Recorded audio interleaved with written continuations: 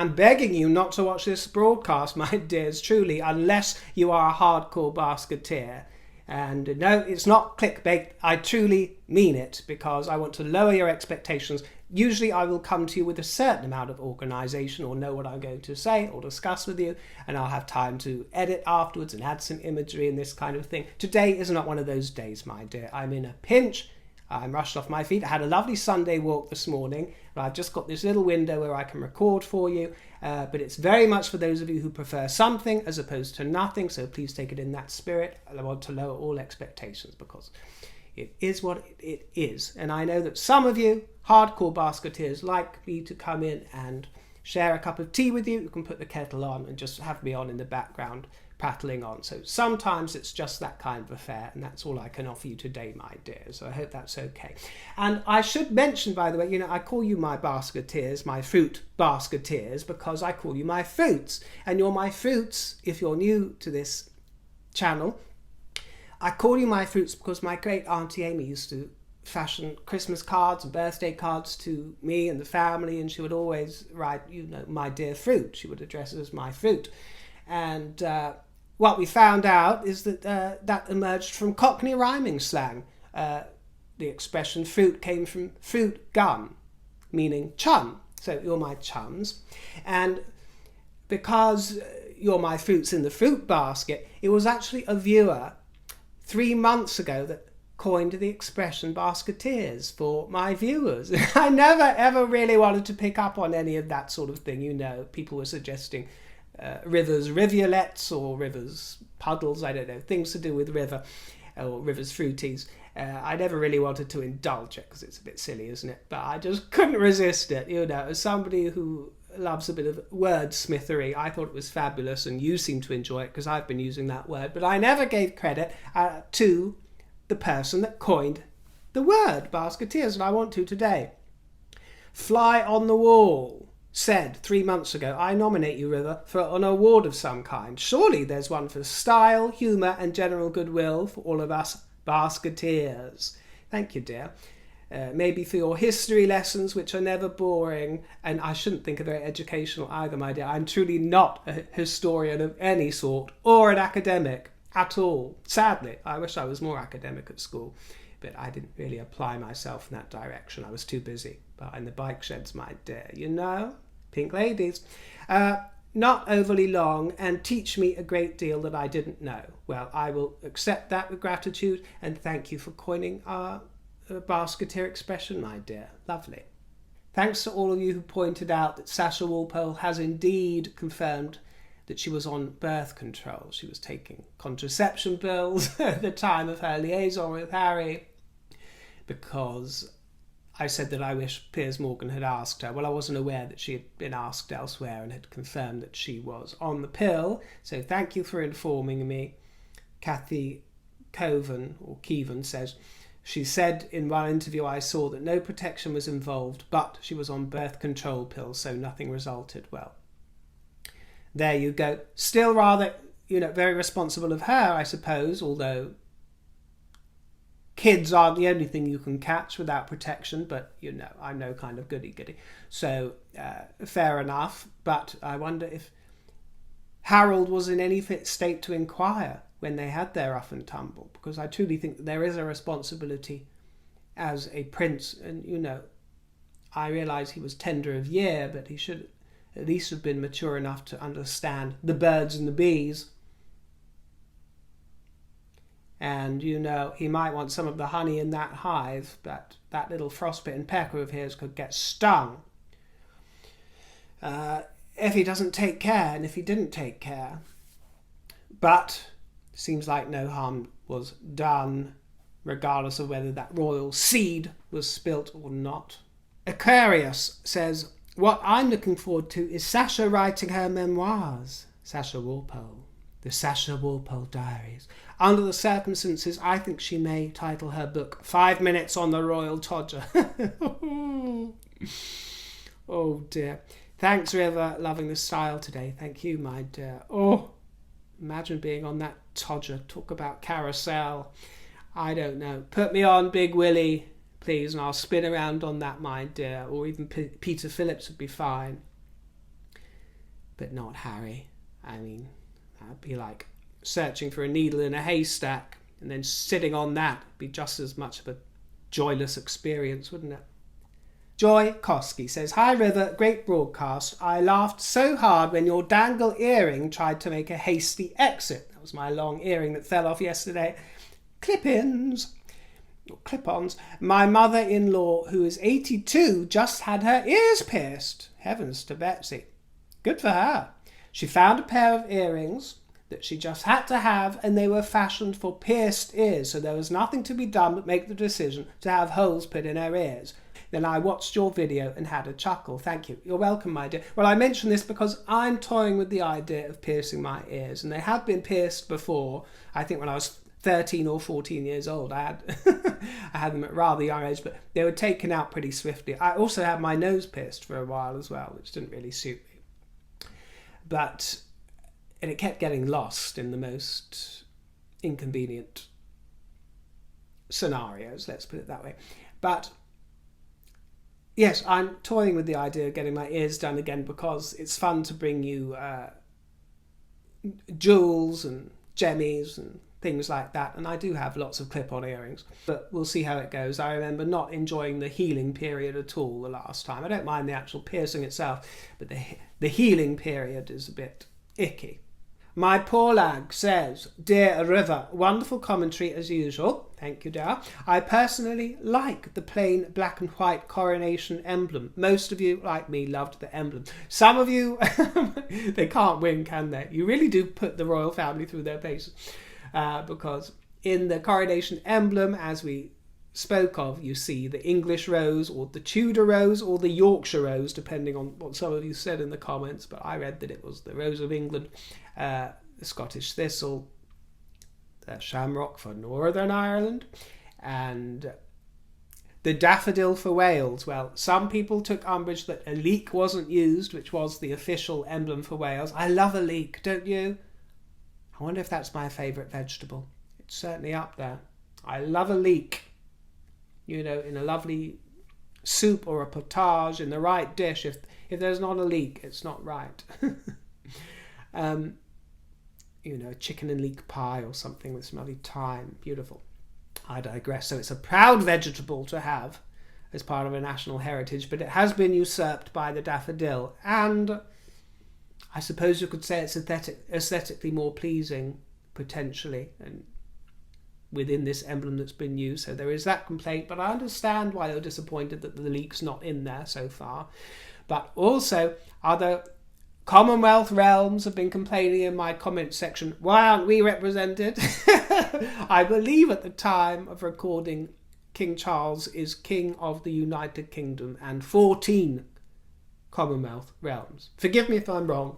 I think it's 14. Let's face it, by the time his reign's over, which could be, you know, at any time, he could drop dead at any time, but let's hope that he's got another 25 years or more, if he outlives the Queen Mother, etc.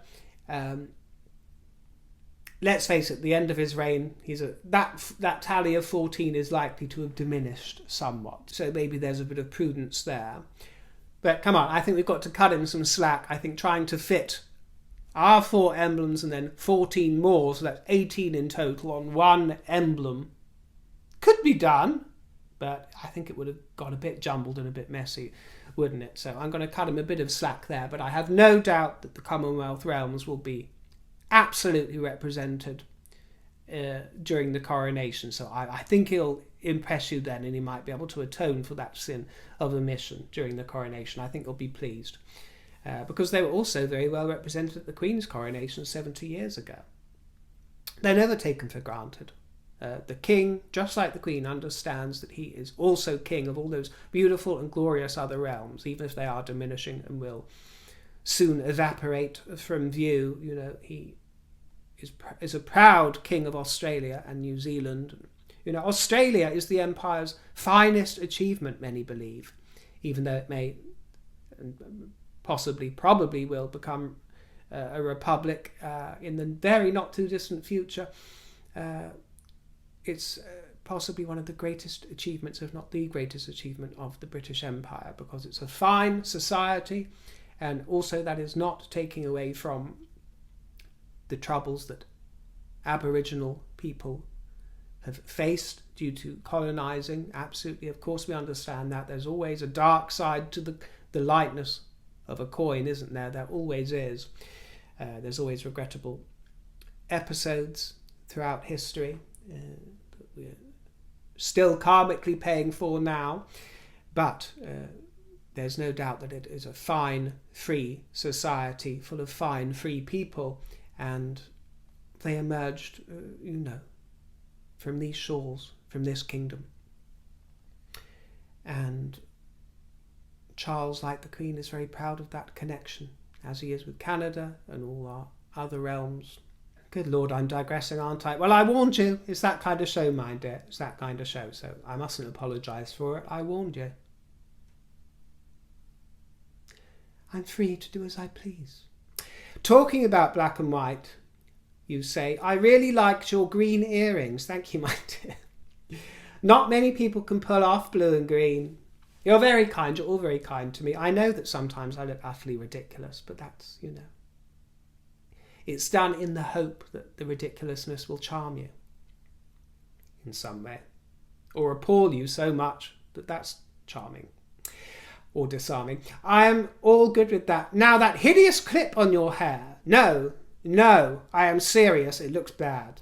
However, you look wonderful as per normal, and I absolutely adore your sarcasm. Just don't ever wear that hair clip again, please. Yes, if you didn't watch the show yesterday, this is the clip in question, and it was from a charity shop. How much was it? £1.50. Look, it's still got the price in it. Don't know if you can see that. £1.50 from a charity shop with your tip jar money. So thanks to those of you that send me a tip, of course. And I got this months ago. I think I've had it in the background on various broadcasts, so you will have seen it here and there, but I never wore it because, like you, my dear, after I bought it I thought, that is hideous. What on earth would I do with that, and why would I want it in my hair? It might give me nits. So I never wore it. But I've found that when I do that, when I make a purchase and then think, no, it's hideous, if I just keep it hanging around, then the right moment will come. And yesterday was the right moment. And even though you didn't enjoy it, my dear, and I quite understand why, because I think it's hideous too, many of you did enjoy it. And I got some compliments. Some of you called it a fascinator. And and yes, it tickled me because it went with the purple sort of tunicky top, which was also from a charity shop. That was a very cheap. I won't wear that again. I'm surprised I wore it once. I doubt I'll wear it again. I'll probably donate it back to charity. But there was that purple top which looked great on camera with the sort of gemmies all around the neckline. Then I looked for some purple earrings, but there weren't any that were really purple enough to match it. So I thought, well, I had these green ones hanging around for a while. Purple and green could kind of go together a bit. And I thought, well, I'm just going to be daring. But it wasn't quite finished off. And I thought, what can I put on the head that's purple? Because it needed something. I thought, that butterfly clip.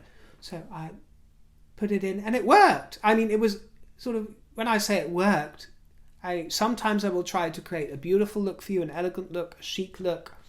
But sometimes, if all else fails and it's the mood of the day, then I will just throw in something that I think will make you smile, even if it's quite hideous.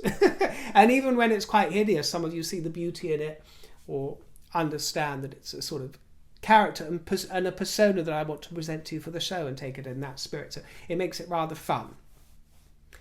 And, I'm just trying to get across to you the sort of joy of dressing up, because that's a great part of what makes this broadcasting fun to you, because I've always enjoyed dressing up and assuming a sort of... Clothes help you assume a sort of persona, don't they, for the day or for the attitude that you want to put out in that moment, which I find quite useful.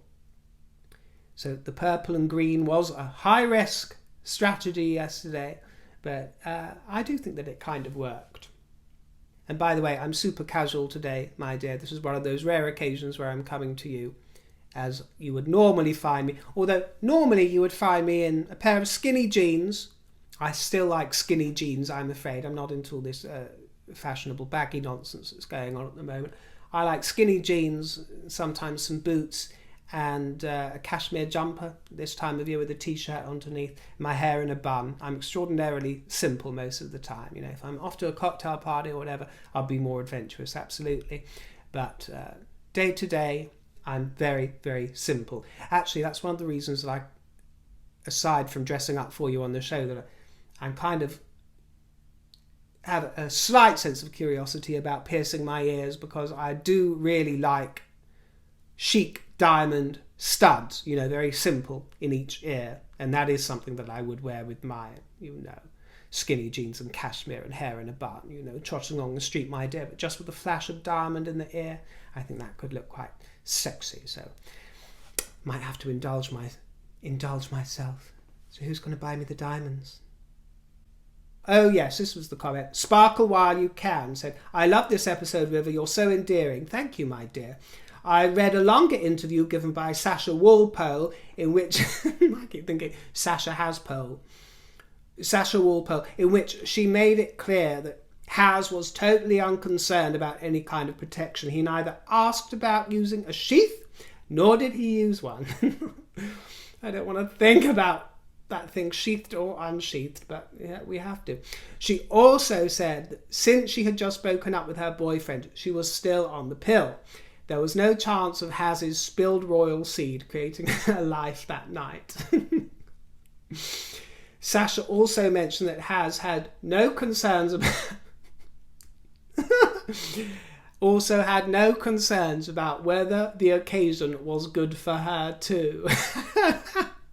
Well, she was shagging a prince. What more did she want? I mean, it wasn't Big Willie, but you know, she got little Haz. She chalked it up to youth and inexperience. Well, she sounds like such an experienced young woman of the world, doesn't she, our Sasha? And can you imagine in the Queen's Day? Can you imagine 70 years ago? It was 1953. If Margot Rose had come out with some tome exposing her sister. Can you imagine? Utterly loyal Margot detailing the loss of her flower outside the back of some godforsaken pub in the sticks. Can you imagine it? Can you imagine some poor steed coming forth to query her version of events? I mean, what would those gloried ancestors think, those post-war stalwart characters of the kingdom? What would they think looking on to see this pusillanimous prince reeling off these vulgar experiences? For lucre, for the filthy lucre, I ask you. Yes, you say, now this is where I will defend for once, gentlemen, because a few of you have mentioned that Harry had no concerns about whether the occasion was good for her too. I think you've got, you know, come on, this is where I am fair to Harry, because I think you've got to take the spirit of the occasion into account. And quite a few of you have said yes. I mean, come on, we all know, most of us know about a 5-minute quickie or a 2-minute quickie, sometimes my dear, you know, and understand that not everything can be this highly orchestrated affair. You know, so come on, we've got to let him off the hook a bit. And this is where I do sympathise with men. I mean, you will find certain men, and I do speak to men who romance women, adore women, and enjoy all of that spaghetti. And, you know, some of them are very diligent, and some of them have a real want to please. I remember I had an encounter once, and I'm not going to go into any further details, but I had an encounter on an occasion with a beautiful gentleman, and I was with a female friend that day, and she had an encounter with a less beautiful gentleman, but he was all right. And as you do, girls, you know, you get together to compare notes the morning after, don't you? And we did, and I said, he was a licker. Isn't it what I said to you? Isn't it wonderful when you get a licker? You know, some of those men just live to lick. And if you find me vulgar or baldy, good. You don't have to tell me about it, as a few of you have done recently. Tell me you're unsubscribing, or if I say Jesus Christ, and you just show me your dismay and say that I'm blaspheming. Well, I'm not blaspheming. I'm actually calling Jesus to temper my spirit. So firstly, work out what blasphemy is. Secondly, even if it is blasphemy, understand that blasphemy isn't illegal in the kingdom yet. Thirdly, understand that this isn't a place for that kind of sensitive soul. So you don't have to tell me if you don't like that, me saying Jesus Christ, or if you don't like me talking about nookie, because I don't know where you've been, my dear, but I ain't too pure to be pink, and I ain't afraid to get down and dirty. I would get down and dirty more if it wasn't for certain rules and regulations on YouTube that restrict, or if not restrict, then discourage. But I digress. Sometimes, and ladies, you'll know this, if you find a licker, marry him, marry him. Because, you don't want to marry a man that's averse to that. Because let's face it, that's the best way to get a woman off. Second down the line is going to be, by digital means. But a tongue is always preferable. It goes in order of preference, these things, doesn't it? So I do feel sorry for men, because some men will love that, some will love to get involved with it. But a lot of men, I'm sorry to tell you, especially, yes, those who are inexperienced like Harry, I mean, there's a lot of work to do. There's a lot of buttons to be pressing here, there and everywhere, all the different erogenous zones that a woman needs, They say, I saw a transgender person speaking about the difference in orgasm between men and her newly formed female body, because that sensitive part of a woman is what originates also in a man. I'm not going to say it, but the rosebud of the flower, my dear, is what turns into a todger in men, dependent on various hormones in utero, the same reason that men have nipples, because they began with the potential to become breasticles. And, it's the same with the rosebud. And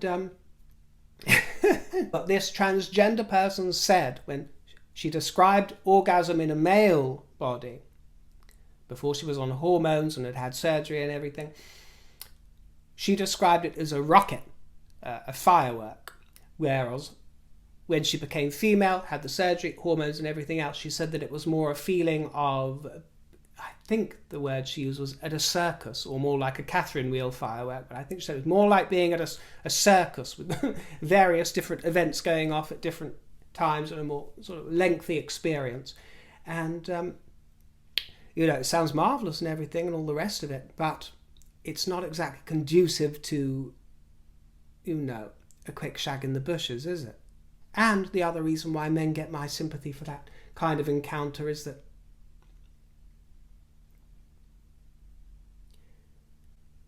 when it comes to female, it can be messy. I think it's only for the bold and the brave. It's only for the bold and the brave. Unless you're somebody who has that natural instinct to just get in there and all that spaghetti. I think it's very much for the bold and brave. Just looking at it, I mean, Jesus Christ. And I'm just going to say, in many ways, especially for an experienced woman, it is actually a lot easier for you to just lie there and enjoy. You can just lie there and enjoy. You don't necessarily have to put in all the action. And I'm well acquainted enough with the facts to know that while the lucky few of you might be able to reach your conclusion in 5 minutes or less, or 10 minutes or less, there are many women out there who demand or command quite a saga, quite an experience, a lesson in geography, certain touches, certain techniques in order to take them where they're going so that they can arrive at a certain destination. J'arrive! One thing I have been glad to notice in the comment section throughout the months is lots of people remarking on how they've re-evaluated Charles over the last year, his reaction to the Queen's death, the way that he handled it, and his general forbearance. Many of you, especially overseas, I've found, have come to a new understanding of him, whereas before he was sort of painted alongside Camilla as a villain, and the truth is more nuanced than that, isn't it? This viewer, Sarah Hunter, said, I'm a little mad at myself for believing all that garbage about King Charles in regards to Diana for so many years. My gut kept wanting to be sympathetic and liked him, but I ignored it in favour of the better PR handler. I've started to have a change of heart about him after I watched a documentary about a castle he restored in Scotland. The cognitive dissonance between what I was seeing and what I heard was just too much, and now I'm convinced he is a much better man than people give him credit for. The project in Afghanistan is phenomenal. Yes, that was the project that I mentioned yesterday. Turquoise Mountain, wasn't it? Part of that charity. Yes, well, even I am continually surprised by the various charities and endeavours that he's involved in. And although I never go into a great depth here on the channel, because I think it would bore most people, including me, just bringing that to attention on a weekly basis, I think, has been informative for me and quite enlightening for many to see how deep his connections run, how long he's been involved with all these sort of enterprises, and how unsung the work is. You know, he does truly care. He deeply cares. You couldn't get off with being some kind of dilettante and taking on various projects because they're in fashion. And the other thing you've been pointing out in comments to me lately is how much that might have wounded the likes of Meghan's ego when she was exposed to what the royal family actually do. When she thought she was going to come in and tell them exactly how to do stuff, she might have had a rude awakening. And she certainly would have had a rude awakening if she actually did pay any close attention to what's been going on in the royal family eternally, before she rocked up to, now have a meeting and be an executive and tell them exactly what's key. You know, she wanted to put those courtiers in their place. She wanted to explain to old Elizabeth the former, before she came out with Lilibet the sequel, new and improved like a washing powder, washing detergent. Lilibet 2. You know, to teach the whole wide world a great big lesson. She had a rude awakening, didn't she? And many of you have pointed out, my dears, that her narcissism and possibly some of Harry's own insecurities couldn't face up to the fact that the job was already being done and being done a million times better than she and the likes of her philanthropists and celebrity benefactors will ever be able to manage. As much as they shout it from the rooftops in that vulgar style that you will never see Charles do, ever. That you will never see the likes of Sophie and Edward do. But that we see, don't we? Because I bring them to your attention and I know that you find it out for yourself. We see what they do. They don't squawk about it and scream about it as if they are so brilliant. Elaine Perrott says, love King Charles's much mended clothes. Makes me feel more comfortable wearing my own ancient but much loved garments. I always feel angry when people laud St. Diana's charitable efforts and ignore all the praiseworthy things that King Charles did when he was Prince of Wales. Harry should know better. Yes, he should. Yes, he should. It's so dismaying what that boy omitted from his tone. Honour thy father and mother, you know. He certainly attempts to honour his mother, or thinks he's honouring his mother, although I'm quite sure she'd be appalled by his behaviour. But when it comes to his father, darling boy, darling boy, darling boy, he reduces him to a caricature of a sad, meek, reluctant king who tritely trots out darling boy, darling boy, darling boy, with his every utterance. It's possibly true, but no, you know, he reduced him to a caricature in that tone. That's what I think. And I'm not saying that elements of that caricature aren't spot on in some ways, but to willfully and wantonly do that to your father, to try and push him as a sort of comic, tragic sort of character.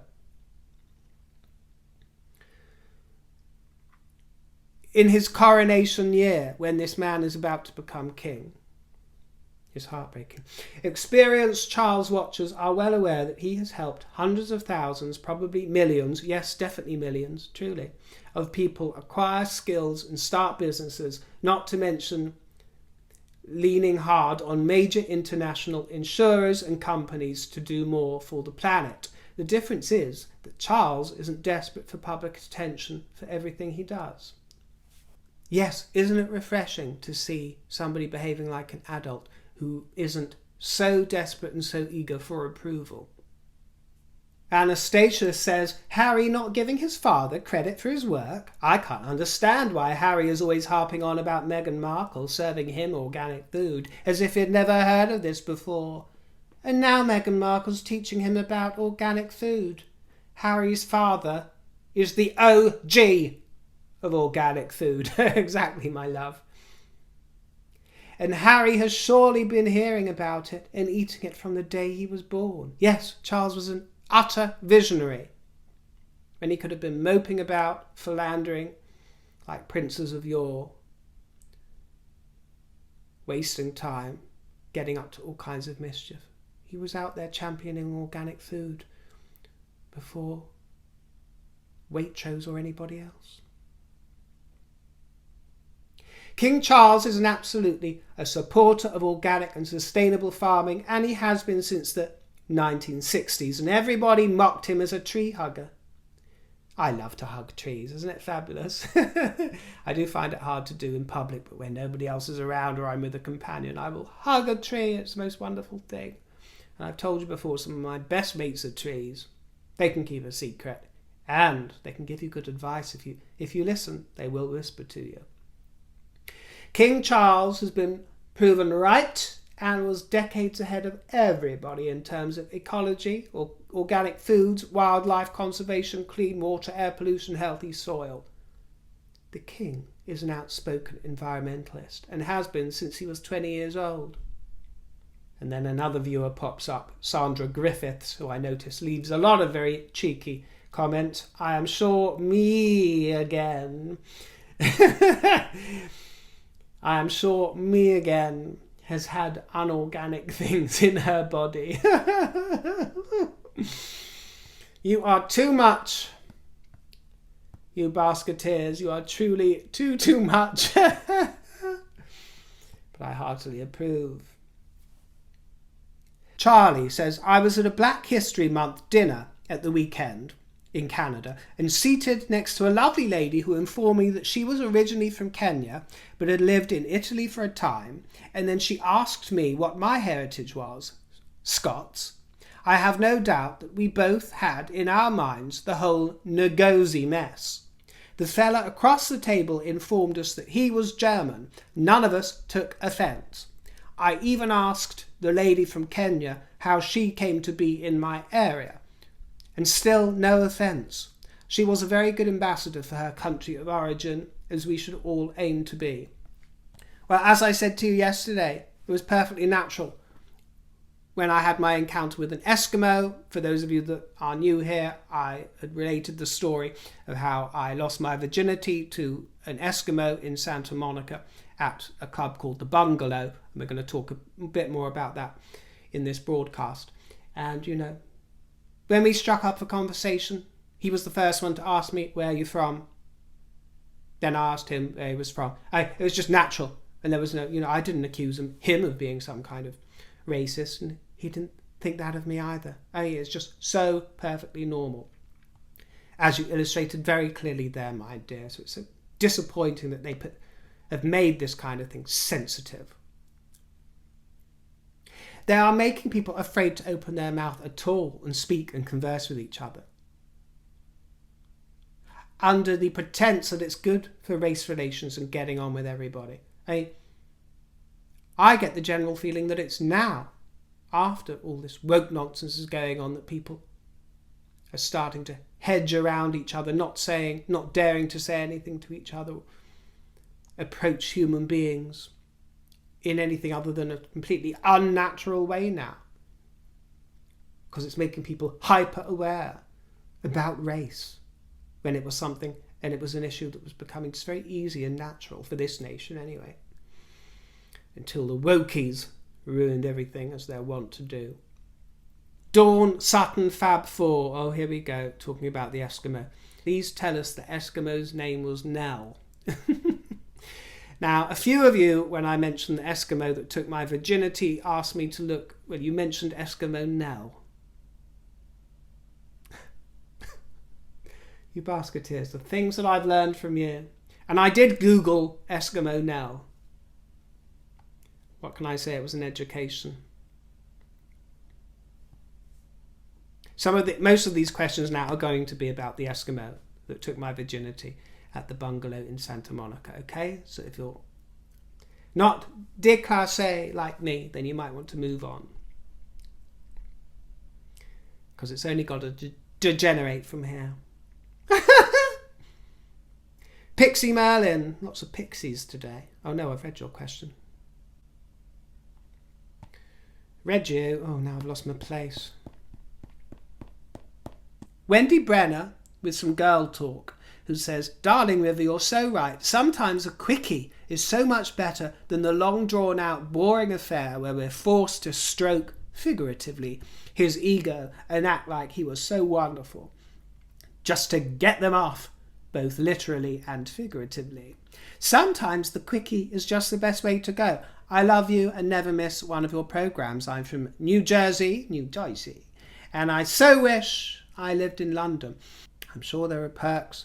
New Jersey, puts me in mind of Debbie Harry, my dear, my favourite. That's where she hails from, so it can't be all bad, although granted she did escape it as soon as she could. But you've got New York just over the pond, Manhattan just over the pond, haven't you, my dear?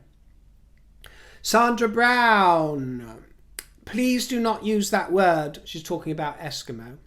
Now, I had so many comments because I was asking for the etiquette, because the Eskimo that loved me, made love to me, he referred to himself as an Eskimo. That's why I called him an Eskimo. So I'm using his word, and he has the right to call him what he wants to call himself. Just as I don't really like being called a Brit. I mean, I accept it, and it's certainly not offensive, but I consider myself English. I like English, and I'm not even allowed to, they don't even give you the option to put that on many forms these days, on online forms. I like English. I also am not really keen on United Kingdom, not for any sinister reason, just because United Kingdom is actually a political reference. And I don't find it that romantic, so I like to either call it, that's why I call it the Kingdom. And a few people have complained when I call the United States America, although sometimes I will usually refer to it as the States or the US, but occasionally I'll slip in America. Some people will complain. It's because I find it more romantic. I mean, US, the States, it just sounds so, I don't know, kind of modern and a bit anodyne and a bit soulless. America, it has wild connotations, but I realise that, there's North America, South America, all the rest of America. I realise that, my dear. But I'm a dictionary, I'm a human being, and I form language and form a world around me that suits my sensibility, my dear, which is what you should do, which is why I wouldn't tell you what to do. I might suggest the odd thing, but I wouldn't tell you how to organise your life and your language. You know what I mean, my dear? So I digress. Sandra Brown says, please do not use that word, Innu or Inuit, you should be using. Your friend can define himself however he chooses, but pale people should watch their words. How sinister your comment is, Sandra Brown. Not that I have any shame about being pale whatsoever, my dear. I love my colour, just as I love the ebony colour of the Zulu tribes. I love every shade, be it deep or pale. But the connotation in your comment, my dear, pale people should watch their words, that was full of racist undertones as far as I'm concerned. If I've misconstrued your comment, then I take back mine. I don't want to offend where it's not necessary, or sting where it's not warranted. So in that case, if that's true, forgive me, but I saw your comment as rather impertinent and full of nonsense, to be quite honest. Your name's Sandra Brown. Now, I could be very wrong, but I don't think that's the name of a traditional Inuit person. And many people have told me that a lot of people that take offence at words like Eskimo, they are mainly white Caucasians. Well-meaning white folk are the ones that actually kick up such a fuss about all these words, whereas from what you tell me, and also from what, I have such rich variety among my basketeers. Many, and when I say many, I'm not exaggerating, Native Americans, people from Inuit territories. I've seen it myself hundreds of times. You can see it if you go through the comments. But yes, my friend can define himself how he chooses, and if he refers to himself as an Eskimo, then I will honour what he said until he says otherwise, my dear. So it's just, I'm sorry, but in this circumstance, it's none of your business. Pale people should watch their words. You are the one splitting people up into pale and dark, and you should rethink that, my dear. Watch your own words, Sandra Brown. Are you brown or are you sandy, Sandra Brown? I'd be interested to know. Either way, it doesn't matter. Either way, what you're saying is sinister. Anyway, Yo Clark says, I lost my virginity in the normal way, in the backseat of a car. Actually, I got so many comments from you ladies saying that it was the backseat of a car. I'm going to bring a cushion with me next time I get in the backseat of a car, my dear. Protect my clothes. Your story was so hilarious. I agree about short ones being better at times. Short ones. Oh, you mean the length of the encounter. I wonder what you meant there, my dear. I thought that when becoming a member of the Mile High Club. Woo! Well, I think that's all right if you're in a private jet or you've got luxury loos, my dear. What I don't like the thought of is those little cabins, especially in economy. I don't really see the romance of that, but each to their own. That's what makes me so interested in you. London Mum says, River, for some reason I keep thinking of that song, Never Do a Tango with an Eskimo by Alma Coogan. Listen to it once and you won't stop singing it. I did listen. I did listen and I chuckled. I chuckled a lot. Auntie Venom says, I'm married to an Eskimo. Quite a few of you have said that you're married to an Eskimo, and every single person that mentioned it said that the word isn't offensive, but I do understand that it is offensive to some. So I'm not speaking for everybody, I'm just reading your comments. I'm married to an Eskimo, and believe me, Eskimos don't mind being called Eskimos. None of my in-laws have a problem with the word, and yes, I asked them. Thank you, my dear. And surely it's down to intention at the end of the day, isn't it, my dear? You can call me virtually anything you want, my dear, but try and do it with love, and a wink and a nudge. Some user says, Eskimo means meat eater. Yes, it means meat eater. When he did, how can I put this delicately? Although there wasn't much prelude to the main event, he did eat me before he beat me. And I appreciated it. That's one thing that I do demand. The northern people wish to be called Inuit, meaning people. The northern people, that's nice, isn't it?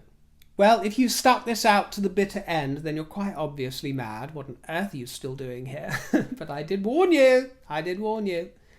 So I thank you for your company. I hope that at the very least, we've had a chuckle or two together, and I've hopefully been able to raise a smile from you. That would be good. Enjoy the rest of your weekend. If you're watching it today on the Sunday, spoil yourself rotten.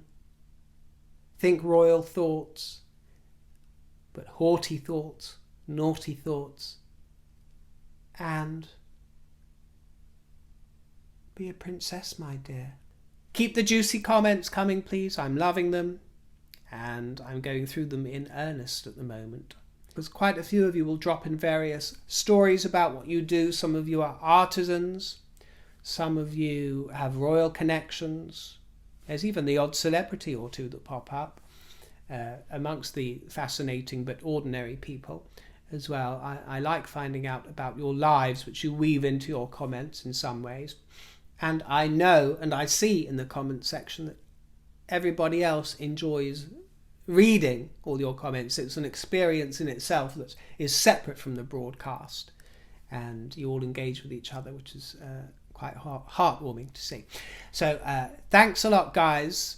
For those of you that ask, my tip jar is in the description box below if you'd like to treat me to a coffee, because it's Monday morning tomorrow, isn't it, my dear? So coffee will be the order of the day, and I will catch up with you very soon. So thank you, ta-ra, and goodbye for now.